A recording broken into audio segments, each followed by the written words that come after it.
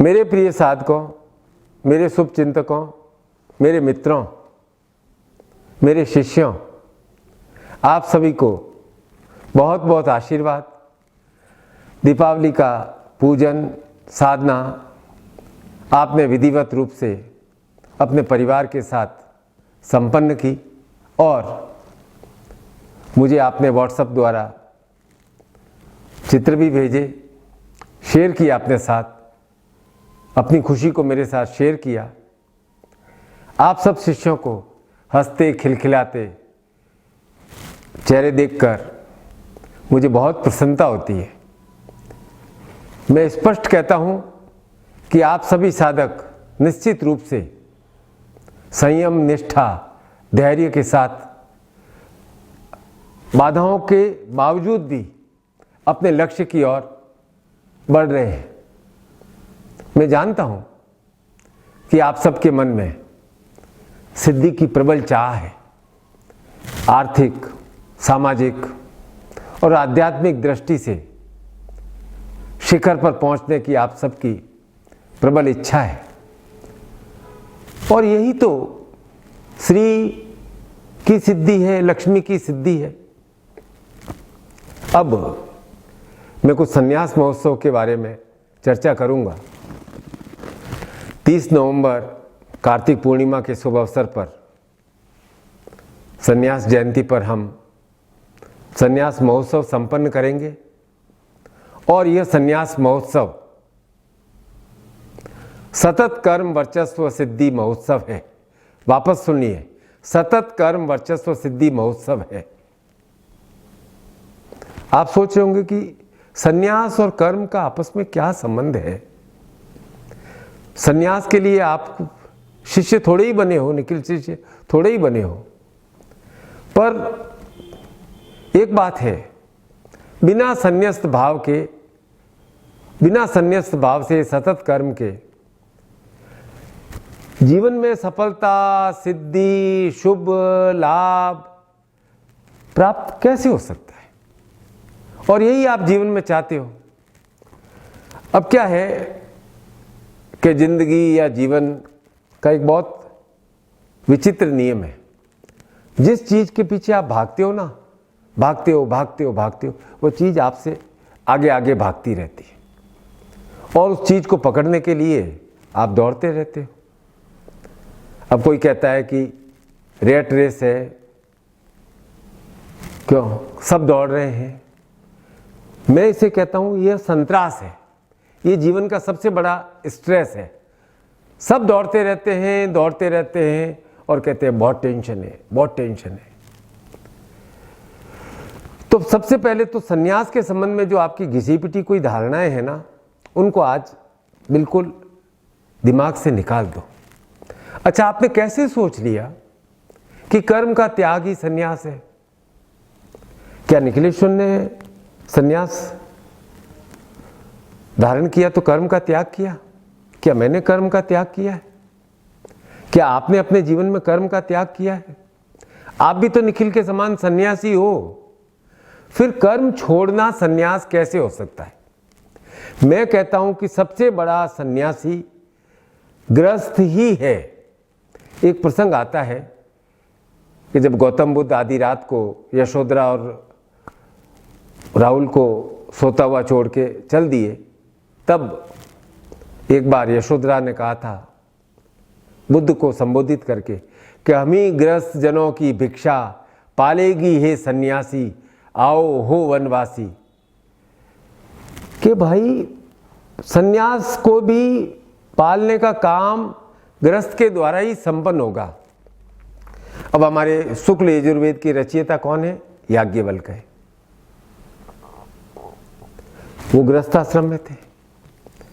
राजा जनक, जिन्हें विदेह राज कहा जाता है, राजा होते हुए भी सन्यासी थे।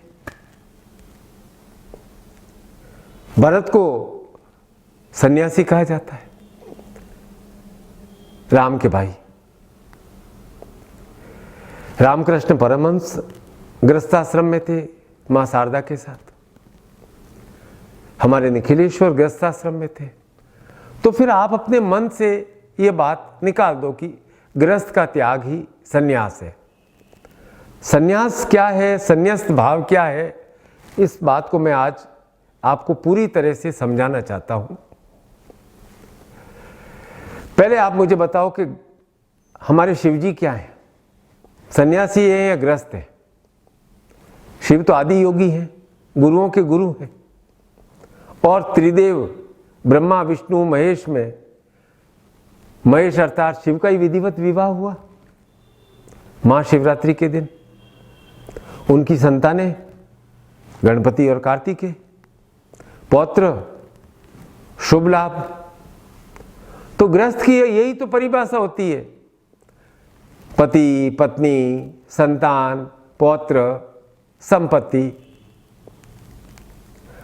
अब शिव से बड़ा तो कोई योगी नहीं है, क्योंकि शिव गुरुओं के गुरु पारमेष्टि गुरु हैं, और उनका पंचाक्षरी मंत्र नमः शिवाय तारक मंत्र है, क्योंकि भगवान शिव ही भक्तों के पास काट सकते हैं, उन्हें बंधन मुक्त कर सकते हैं। पाश का अर्थ क्या है? रस्सी नहीं। पाश का अर्थ है जो मनुष्यों को बांध के रखता है, उन्हें पशुवत रखता है। और पशु का अर्थ केवल जानवर नहीं है। जो भी व्यक्ति पास से बंधा हुआ है वह पशु भाव से जीवन जी रहा है, और पशुपति रूप में भगवान शिव भक्तों के पास को काट देते हैं। लिंग पुराण में विवेचन आया है, और यही प्रश्न ब्रह्मा के मानस पुत्र सनत कुमार जी जानना चाहते हैं कि इस संसार में कौन कौन से पास हैं और कौन कौन से लोग हैं जो पशुवत हैं, और किस प्रकार के पास अर्थात बंधनों से बंधे हुए हैं। आज मैं इन पाश और बंधनों की चर्चा विशेष रूप से कर रहा हूं। कल क्या हुआ, एक साधक का फोन आया, कैसे हो कुशल क्षेम पूछा। फिर वही, गुरुजी मैं बहुत परेशान हूँ, घर गृहस्थी में अपने मन की नहीं कर पा रहा हूँ। मैंने कहा भाई क्यों नहीं कर पा रहे हो, क्या प्रॉब्लम है, क्या समस्या है? बोला गुरुजी आप नहीं समझोगे। मैंने कहा भाई बताओ तो सही, मैं क्यों नहीं समझूंगा? बोला गुरुजी गृहस्थी में कई बंधन रहते हैं, आप नहीं समझोगे, मैं मन की कैसे करूं? अब मैं क्या जवाब देता? मैंने कहा हाँ भाई ठीक है, कोशिश कर अपने मन की जीने की, तू सही कह रहा है, मैं कैसे समझूंगा और मैं क्या कहता। खैर एक दिन और एक जन को फोन लगाया मैंने, शिष्य को, उसके पुत्र ने फोन उठाया। मैंने कहा और बेटा कैसे पढ़ाई चल रही है? उसने कहा गुरुजी प्रणाम, मेरा पढ़ने में बिल्कुल मन नहीं लग रहा है। मैंने कहा क्यों बेटा, क्या बात है, खुल करके बता बेटा। उसने कहा कि मैंने अपने मन के विषय नहीं लिए गुरुजी, सब्जेक्ट सिलेक्शन मैंने ठीक नहीं किया। परिवार वालों का बंधन था कि मैं साइंस लूं और नीट को क्लियर करूं। 2 बार मैंने परीक्षा दी, क्लियर नहीं हो पाया। 2 साल मेरे खराब हो गए। अब तो मुझे लगता है कि मेरा भविष्य अंधकार में है। मैंने कहा तुम क्या पढ़ना चाहते हो बेटा? उसने कहा मैं कॉमर्स लेना चाहता था। उस कॉमर्स में भी बहुत संभावनाएं हैं। मैंने विचार किया और मेरा मैथ्स में और उसमें इंटरेस्ट भी था। अब परिवारजनों के बंधन में आकर मैंने अपना भविष्य बिगाड़ दिया। मैंने कहा कोई बात नहीं, अब भी नवीन शुरुआत कर सकते हो। ऐसे 1-2 नहीं, मेरे पास 50 फोन आते हैं। तो जब इस प्रकार की जब मैं बातें सुनता हूं तो फिर मुझे बंधन, पाश, शक्ति, इन शब्दावली में मोह इत्यादि पर सोचने को विवश करते हैं कि इनकी नवीन शब्दावली, इसका वर्तमान जीवन में अर्थ क्या है। मेरी क्या इच्छा है कि मैं जागृत, जीवंत, कर्मरत और सतत कर्मरत, निरंतर क्रियाशील साधकों शिष्यों की एक सेना देखूं, ऐसा मजबूत साधक मुझे नहीं चाहिए जो मुझे ये कहे कि गुरुजी बंधन बहुत है, बंधन बहुत है। आप नहीं समझोगे।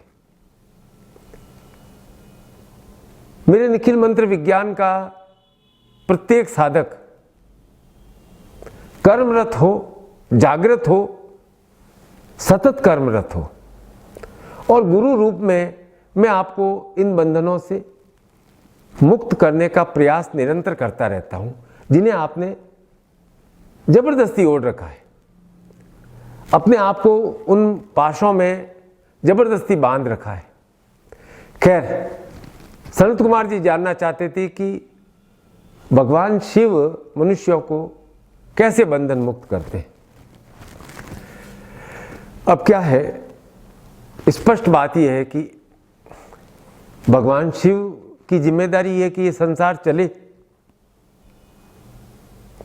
वे देवों के देव हैं, तो वे 24 तरह के पास से इस मनुष्य को इस सांसारिक जीवन में बांधते हैं, और शिव ही अपनी कृपा से जीव रूपी इस मनुष्य को इन बंधनों से मुक्त भी करते हैं।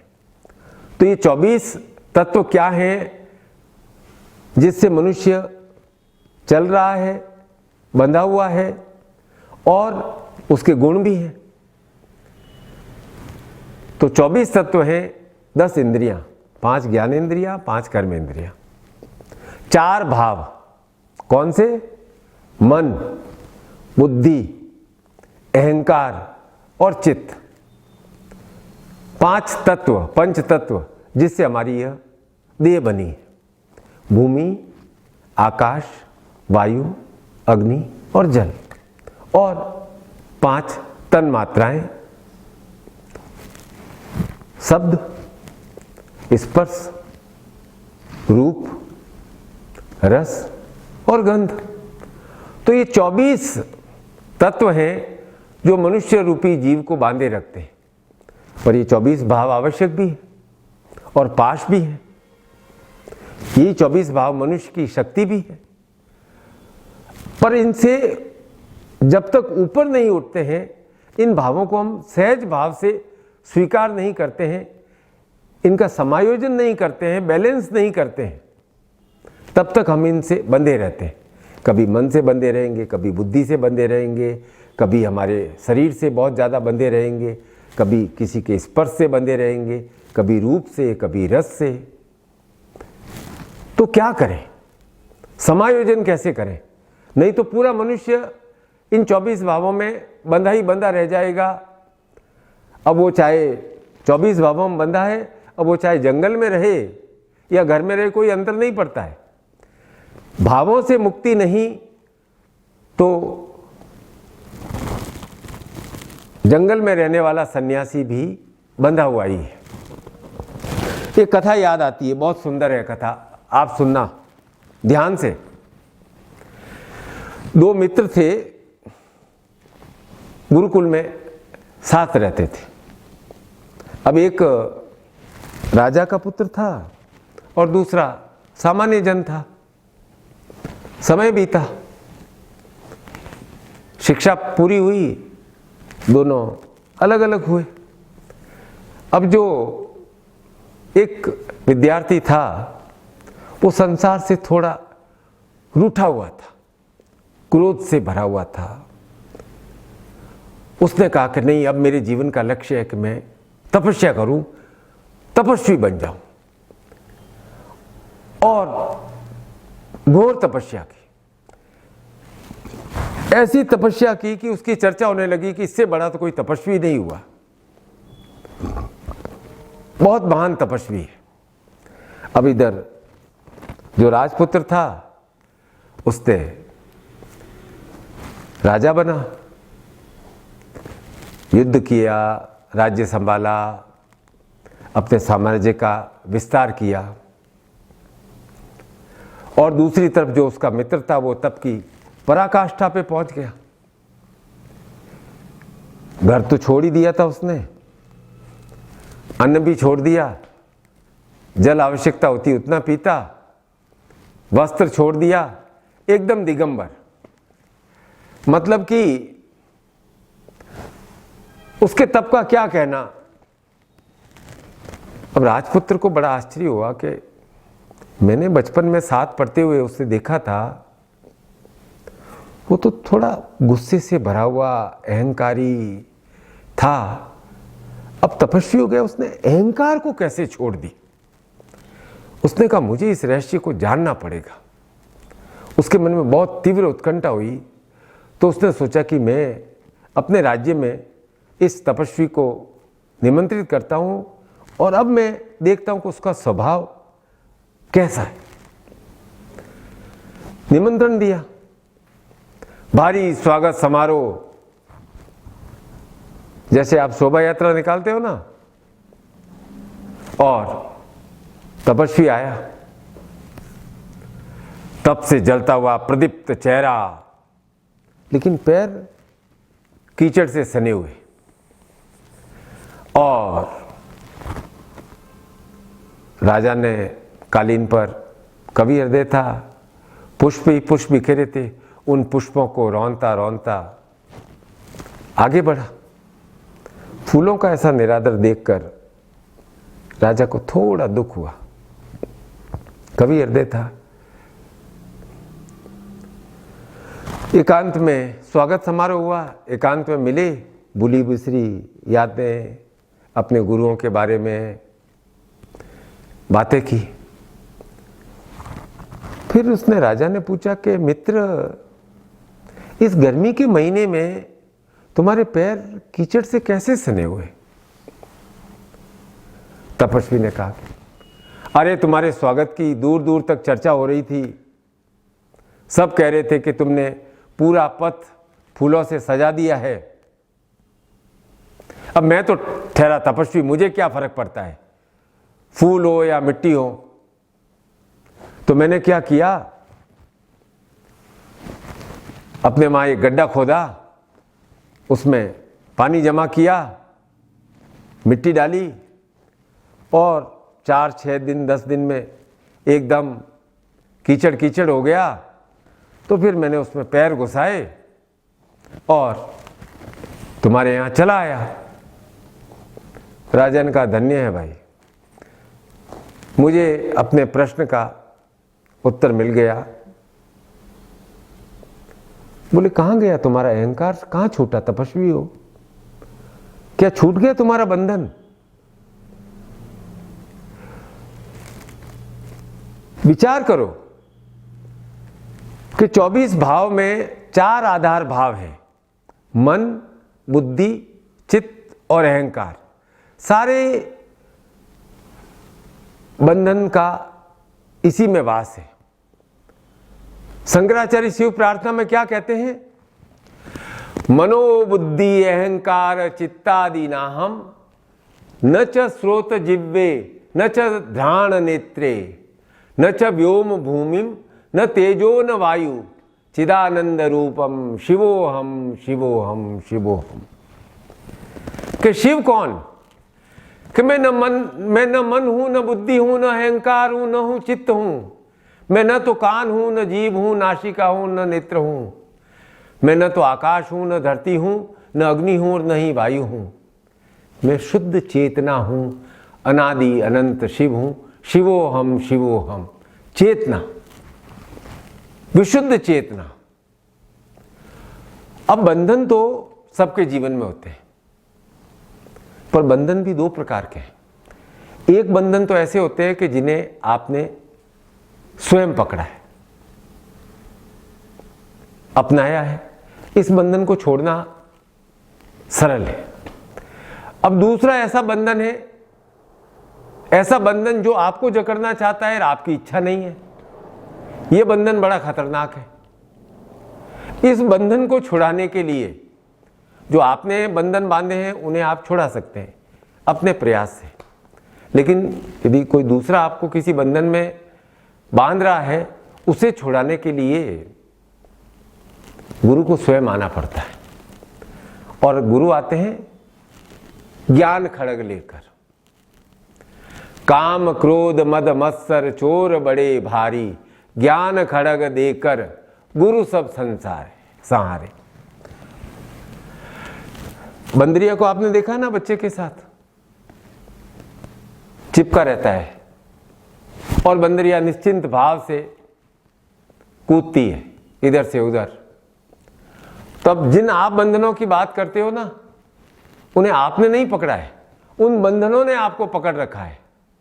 जैसे उस तपस्वी को मैं महान तपस्वी हूं, उस अहंकार के बंधन को जकड़ रखा था। अर्जुन को भी ऐसे ही निरर्थक बंधनों ने जकड़ा हुआ था कि ये तो मेरे रिश्तेदार हैं, मैं इनसे युद्ध कैसे करूं। तो अब प्रश्न ये है कि बंधन से मुक्ति कैसे हो,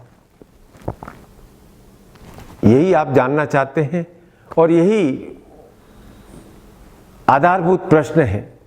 दो ही मार्ग हैं, भजन और कर्म, और दोनों साथ साथ चलने चाहिए। मैं स्पष्ट कह रहा हूं कि भजन का अर्थ कर्म का त्याग नहीं है। भज गोविंदम भज गोविंदम भज गोविंदम की फिलॉसफी सिद्धांत क्या है कि भजन नियम से करो, श्रद्धा से करो, झूम झूम कर करो, पूरे भाव के साथ करो, और भगवान से कभी तकादा मत करो कि भगवान मैंने आपका इतना भजन कर लिया है, अब तो आप आ जाओ, अब तो आप मुझे सिद्धि दे दो, अब तो आप मेरा काम कर दो। कृष्ण भी बेचारे यही बार बार कह रहे हैं, कर्मण्यवाधिकारस्ते मां फलेषु कदाचन मां कर्म फल हेतु तुर्भा न संसार सत्वो कर्मणि। क्या कह रहे हैं विशेष बात कि देखो तुम कर्म को मत छोड़ो, बस फल की आशा है ना, उस पर थोड़ा नियंत्रण कर लो। तुम्हारा ध्यान, तुम्हारा चित्त, तुम्हारा भाव, तुम्हारा मन, तुम्हारी बुद्धि, सबकी एकाग्रता किस ओर होनी चाहिए? कर्म की ओर।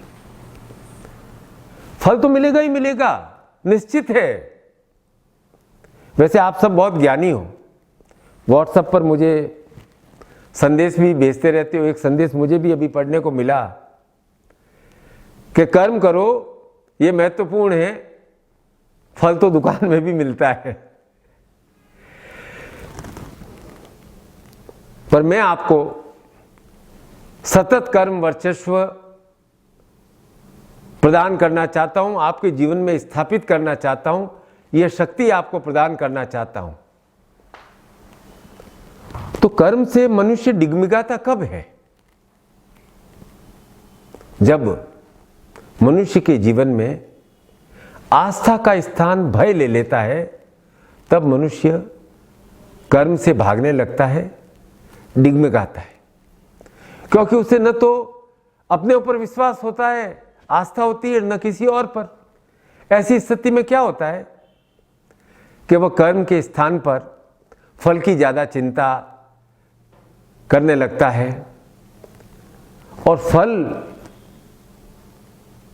की चिंता उसे कर्म करने नहीं देती। और आप जानते हो कि आधे अधूरे मन से किए गए कर्म से फल नहीं मिलता है। फिर भाग्य को दोष देते हैं, किसी व्यक्ति को दोष देते हैं, परिस्थितियों को दोष देते हैं, घर परिवार को दोष देते हैं। वैसे कर्म और फल का संबंध बहुत अनूठा है। कर्म क्या चाहता है कि श्रद्धा हो, और ये श्रद्धा ही आपके मन से सबसे पहले भय को हटाती है। क्योंकि जब आप भय रहित होकर कार्य करते हैं तो कर्म की शक्ति अपने आप कई गुना अधिक बढ़ जाती है। इसलिए स्वयं पर विश्वास रखो, ईश्वर और गुरु पर पूर्ण आस्था रखो। यही तो है ओम परम तत्वाय नारायणाय गुरुभ्यो नमः। और कर्म कैसा? सतत। कर्म में सतत क्रिया है। सतत का अर्थ भी है निरंतर, बिना रुके। अब जब कर्म और फल के बीच में सतत भाव होता है, सतत क्रिया होती है, तो फल अवश्य प्राप्त होता है।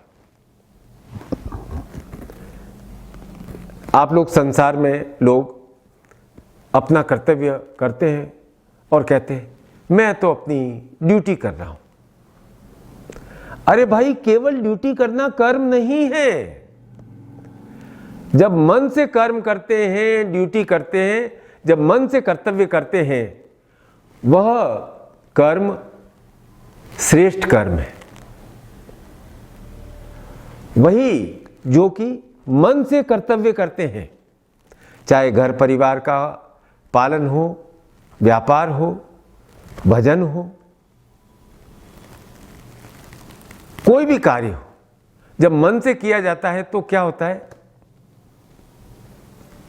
वह व्यक्ति को मैं साधक कहता हूं, जो जीवन में मुक्त है, शांत है, प्रसन्न है, और उनके जीवन का मूल मंत्र है कि पूरे मन के साथ जीवन में अपना कर्तव्य करना, अपनी ड्यूटी करना।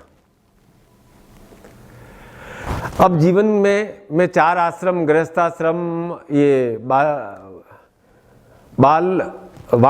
प्रस्थाश्रम, गृहस्थाश्रम, वानप्रस्थाश्रम, संन्यास आश्रम की बात नहीं करता हूं। मैं कहता हूं जीवन की एक रीत है, बचपन, जवानी, प्रौढ़ावस्था और बुढ़ापा। 4 पक्ष सबके जीवन में आते। अब आप चाहते हो कि मेरे जीवन के चारों पक्ष श्रेष्ठ रहे, तो इन चारों पक्षों को श्रेष्ठ रखने का, सुदृढ़ रखने का मार्ग है कर्म और कर्म। कर्म के द्वारा ही आप मन का ध्यान रख सकते हो, तन का ध्यान रख सकते हो, और कर्म भी कैसा, सतत कर्म। तभी जीवन में आनंद आएगा। क्षण क्षण आनंद ले। जीवन के सारे क्षण एक दूसरे से जुड़े हुए हैं, एक क्षण भी दूसरे क्षण से विभक्त नहीं है। वर्तमान क्षण में मन से कार्य करेंगे, अगला क्षण और श्रेष्ठ होगा। अपना काम बिल्कुल जैसे आस्था के साथ झूमते हुए भजन की तरह करते हो ना, और संसार में कर्मशील की चरम परिभाषा है, दृश्यमान परिभाषा है, तो वह है सूर्य। आकृष्णेन रजसो वर्तमानो निवेशेन मृतम मृत्यम च हिरण्यमयेन सविता रथेन देवो यति भुवनाशु पश्यन्त। कि सूर्य देव क्या करते हैं, पूरे भूमंडल को देखते हुए दिन रात निरंतर सतत भाव से परिक्रमा करते हैं, और समस्त प्राणियों को, देवताओं को, मनुष्यों को कर्म की ओर प्रवृत्त करते हैं अपने स्वयं के उदाहरण के द्वारा। इसलिए सूर्य की तरह निरंतर और निरंतर सतत कर्म करते रहो। संन्यास महोत्सव है 30 नवंबर सोमवार को अभिजीत मुहूर्त में मैं आपको सतत कर्म वर्चस्व दीक्षा प्रदान करूंगा। उस दिन आप आत्ममंथन करना, गुरु मंत्र का जाप करना, एक विशेष निखिल मंत्र है, उस निखिल मंत्र का जाप करना, भजन करना। आपकी कर्म शक्ति जागृत होगी, और जब कर्म शक्ति जागृत होती है तो फल अवश्य ही प्राप्त होता है। वैसे एक बात मैं आपको कह दूं कि फल वही अच्छा है जिसमें ईश्वर की इच्छा समाहित है। बस आपकी कामना और ईश्वर की इच्छा का आपस में मेल हो जाए, यही मेरा आपको सतत आशीर्वाद है। सतत कर्म करो, सतत कर्म करो, प्रसन्न रहो। आपको और आपके परिवार को बहुत बहुत शुभकामनाएं, आशीर्वाद।